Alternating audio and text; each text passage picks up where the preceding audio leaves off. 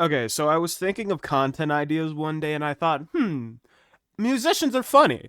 Album reviewers are funny, you know? Music reviewers are funny, you know? They have a sense of humor, you know?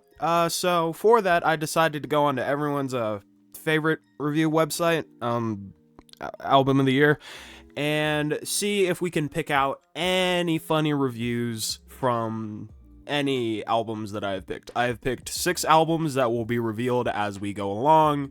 I don't really have that high of a hope for anything because, the most intelligent album of the year user who tries to be funny is something along the lines of "What not happening to good Almub," laughing emojis, hard laughing emojis, pointing emojis. What it's at think laugh emojis. So that hurt physically to read. And it's probably gonna be a lot of that. Hopefully not, but you know, it's album of the year. What can we really expect? Sorry for the wider aspect ratio today. I don't really have an excuse for the wider ratio today. I just feel like this website's questionable sense of humor needs to be displayed in full 1080p HD instead of square 1080p. So yeah, let's scroll the reviews, shall we? The first project we're gonna do is Miles's project album, which has a 69 user score. Oh, nice. I don't know if 69 is still a funny number anymore, but you know, it's fine. I bet the mods on this site are really tired right now. Can't believe all these critics genuinely like this stuff. What a joke! Gonna go listen to Baby No Money instead of this slop. Terrible day to be an album of the year mod. Top 10 anime betrayal off and in a review. You know, I don't know why I expected album of the year users to be funny, but here we are. That was the only funny reviews for Unimiles' album that I could read without getting community guidelined. In the process of selecting albums for this video, I had to vet through so much bullshit. Like I had to vet through reviews that I probably can't even read on YouTube for subjecting my eyes to that. Rather, you should definitely subscribe. Yeah. The next album is Taylor Swift's Life of a Showgirl, an album that I'd swore to myself that I'd never touch with a 39.5-foot pole, haha holiday reference. And yet I'm touching the reviews of this thing. So let's hopefully the reviews here are a little funnier. This shit sound like a mayo sandwich. First ever ChatGPT X Grok album. Alright, the album is fine, but would be way better with 26 special edition reissues. I'm tired, y'all. Plain yogurt. I couldn't state my opinion about this album publicly out in the streets on release day. The Swifties would kill me. The last review, Sabrina Carpenter Reheated Nachos. Actually, not an album, that being NF's Fear EP that has a 37 user score. I personally did not give a listen to this EP either. I honestly didn't want to touch Fear, honestly. I'm not trying to hear, I don't know. I'm not someone who I'm probably not the target demographic for NF's music.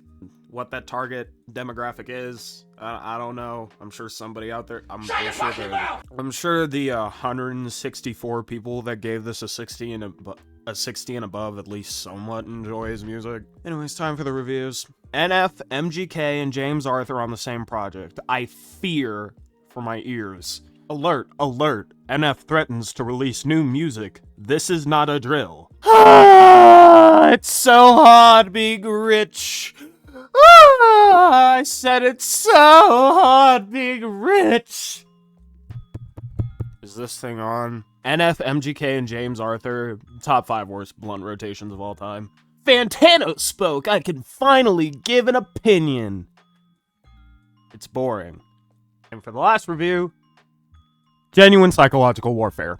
Alright, now we're moving on. Okay, so what do all of the albums beforehand, excluding the album from my glorious goat, Miles, have in common? They're pretty bad musically. But we're gonna take a break from the mediocrity and go to an absolute cult classic album, Charlie XCX's 2024 album, Brat. I fucking love this album, by the way. It's awesome. I love it. I need to listen to it again.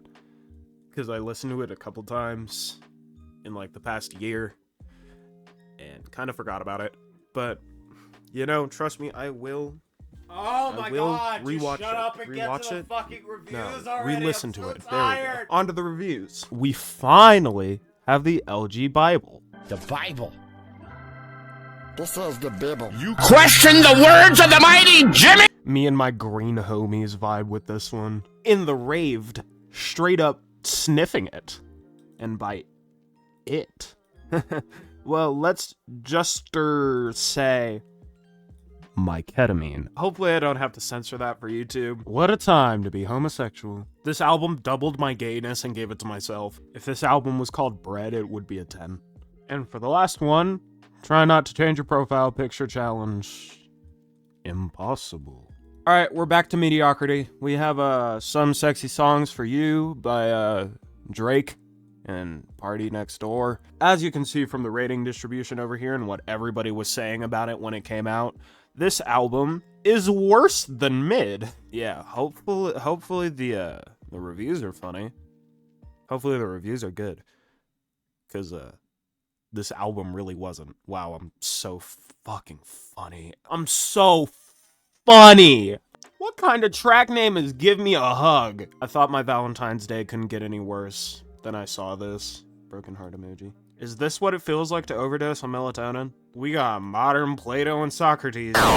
As a nuclear chicken who lives in the sky, I believe this album is atrocious. English. Oh my god, no! And for the final review, and the only one that I'm gonna touch that's related to the beef, my favorite track was Haha, I'm doing so good. You see that, Kendrick? I'm actually doing great, so like, fuck you. Where my hug at? Oh, Jesus Christ. Anyways, last album, The Carter 6. I will never forgive Lin-Manuel Miranda for producing the beat of Peanuts to an Elephant. I'm not making this shit up. I'm not, I swear. Look at the official this is genius, by the way. This is genius. Peanuts to an Elephant by Lil Wayne, and the producer was Lin-Manuel Miranda. And if we scroll all the way down to the bottom, sole producer, Lin-Manuel Miranda. I'm never gonna forgive him for that, by the way. Let's read the reviews. Peanuts to an Elephant just sounds like my first beat on FL. Memories. This album feels like a prank because somehow it gets exponentially worse and you're kind of sitting there going, okay, that's definitely the worst song. And then the next song plays. Is this a joke? Lil Weezer. Jesus Christ. Look at the producer for Peanuts to an Elephant right fucking now. I just did. Earlier, actually, if you remember. I see Lin-Manuel Miranda taking inspiration from DJ Toenail. Heart emoticon, I think. Not emoticon, heart Unicode. Jesus Christ. Money can't not buy taste. The Carter 6 also proves it cannot buy complete songwriting or memorable hooks. That just feels like an actual critique. But it's like dry humor, so I guess I'll let it slide. This cannot be serious. The elephant sounds are killing me. Sobbing emoji, sobbing emoji, sobbing emoji. What the fuck? And for the very last review, sharks ain't always in the water. Fuck you mean? Ugh, that was abysmal. I have one other album here that I'm not gonna say the name of, but there's a review on here that's gonna, basically summarizes everything. This shit is ass. Alright, that's it. Go away now. Why did I spend my time making this video?